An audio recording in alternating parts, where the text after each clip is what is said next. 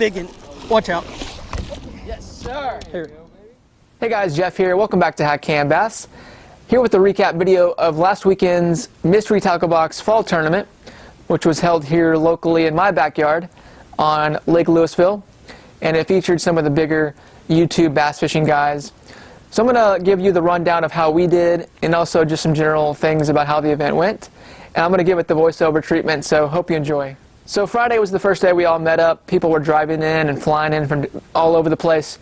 But we started off at an escape room place, which is one of those things where they put you into a room and you have to figure out the clues to advance further. It's one of those team building things. But we had a lot of fun doing that. And then it was off to dinner afterwards, which is where we got our boat assignment. So first things first, I got paired with my good buddy Jake, who agreed to be a boater for the tournament. Jake's from Advanced Bassin, UT Tyler Bass team. Really good friend of mine, great angler. And we got paired up with Eric from New Jersey, who I'll talk more about later. Eric's a great dude. Interestingly enough, Eric works on the Ike Live show, which is the Mike Iaconelli podcast. So we had a great time with him talking about things with Ike and fishing in New Jersey and the Northeast. A lot of fun fishing with Eric. Other than that, Eric, I met a lot of other people at the event. Ben Milliken I got to meet. I didn't get a chance to talk to him very much, but seemed like a cool dude. I had a chance to talk with Lauren from Lojo Fishing, Luke from Fishing with Norm, both really great guys. They drove in from Alabama and Florida. Juan from Senor Bass Fishing was there. Had a nice conversation with him. Nick and Brandon from NB Edits, two guys from Wisconsin who flew down. So really, that's the first thing I want to say about the event. That's easily the best part of the entire weekend, was meeting all these guys, just picking their brains, seeing what people are doing on YouTube these days, and what their thoughts are about bass fishing. So that was the best part of it by far. So let's move on to Saturday, to the actual tournament. He said we're good to start fishing. So Saturday morning, we all met up at the ramp, got our 3 boxes of MTB baits. And that was the big part of the tournament. We could only use what was given to us in those boxes, which really kind of forces you to get outside your comfort zone and makes things interesting. So we quickly started rummaging through those to see what would work and what might not work. And pretty quickly we narrowed it down to a few different baits. Jake and Eric wanted to throw a jig. We had a couple headbanger jigs from Missile. We put on the baby Pack-A-Craw as a trailer. And that's how we ended up having a lot of success. Most of our success early came on those jigs, and the plan early was to focus on the things on Lewisville that are pretty common. That would be like chunk rock. So the plan was to hit some points and secondary points with that chunk rock, combined with some brush, and we caught a lot of fish early doing that, including our first few keepers. Ought to be about a 5-pounder in there.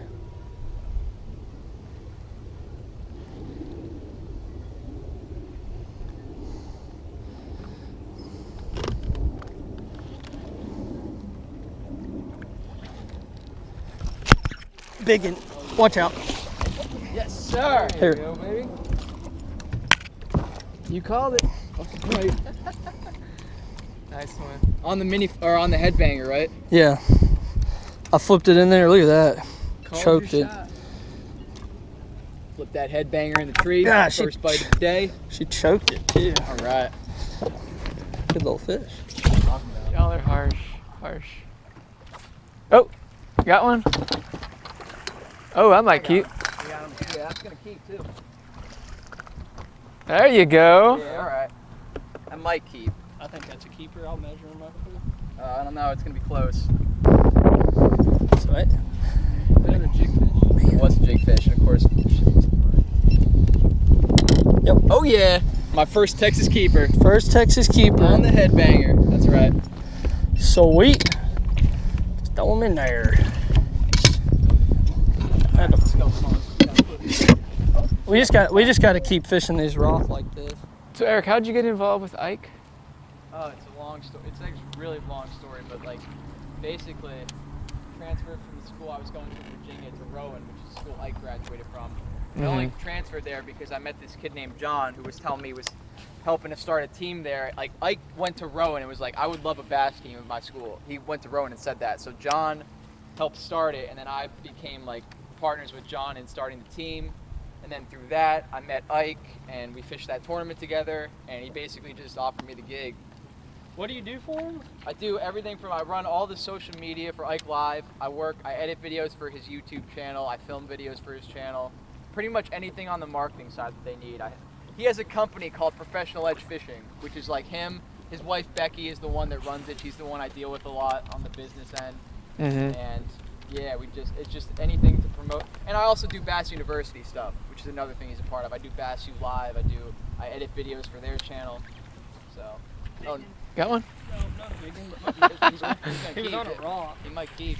Golly, son of a bitch. Oh no, he's not gonna keep. He was on the backside of a rock when I set the hook. I set the hook and it didn't move. While Jake and Eric were throwing jigs, I was trying some other baits just to see if I could get on a different kind of a bite, different pattern. I was getting most of my bites and caught a lot of fish on the drop shot. Good one? I don't think so. No. Little one. Jeez, come on, keepers. Wow. Rat City. I caught a fish on a chatterbait, was trying a spinnerbait, crankbait, lipless crankbait. But really that moving bait bite wasn't really working. No, I got one. Oh. Good one? I don't know. Need the net? Probably not. No. Definitely not. Man, all day long with the dinks. Good choice. I keep waiting. That looked like a pretty good cast, Eric. Yeah. You hit that little opening back there. Tell you one thing, I bet you I can hit one of these boats. Bet your ass I can hit a boat with this. There it is. Got one? Yep. This one? I don't know. He's like under something or some shit. No. He ain't even gonna keep. Actually, no. Well, no. No. Damn it. Oh, Hey, you earned that one though with that cast. I know. That finally produced something. Eric put on a clinic. Oh, that was on the Ned rig, wasn't it? It was on a Ned rig. So we had 3 fish in the boat at this point, but we needed to fill out our limit.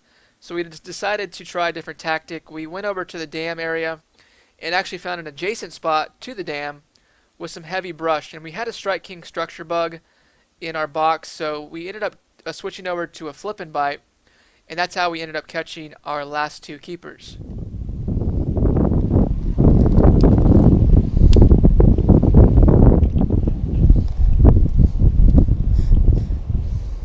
Northeast has great fish.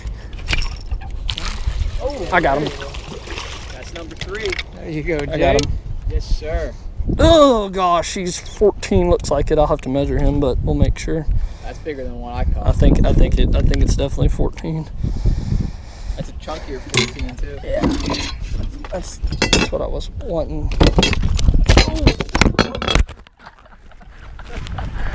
There's some footage for you, Eli.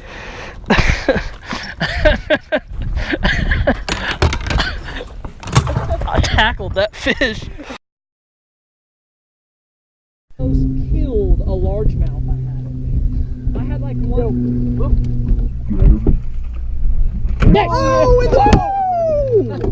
in the boat, baby! Woo! Oh, that was so crazy. Swimming that jig? Yeah, I was just bringing it in. That's got to be 14. Oh yeah, right? that's keeper. No her in the box. Now we just have to catch one. See, now we gotta look for that kicker on that same stretch. All right, Jeff, you're up. All right, so that's how our day ended. Eric with the exciting 5th keeper, flipping it into the boat as it comes unbuttoned. So that was our limit we got there. Overall, I just want to say we had a great time.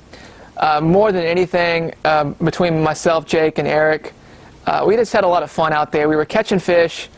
We were trying to win the tournament, but mostly we're there to have fun. And Eric was a really good person to fish with. I really appreciated having him on the boat. It really made it worthwhile. Now, as far as the results, you're gonna have to tune in to the official Mystery Tackle Box YouTube channel for that. As part of fishing the tournament, we all agreed we wouldn't show the weigh-in. So you saw what we caught, and I can tell you some of the other boats were struggling. I think only 1 or 2 other boats had a limit. So that gives you an idea of how we may have stacked up. But tune in to the official page on MTB to find out the official results. That's going to be it, guys. Thanks to Ross and Eli and Brett from MTB for putting on the event. It was great meeting those guys as well. Hope you enjoyed the video, and we'll see you next time.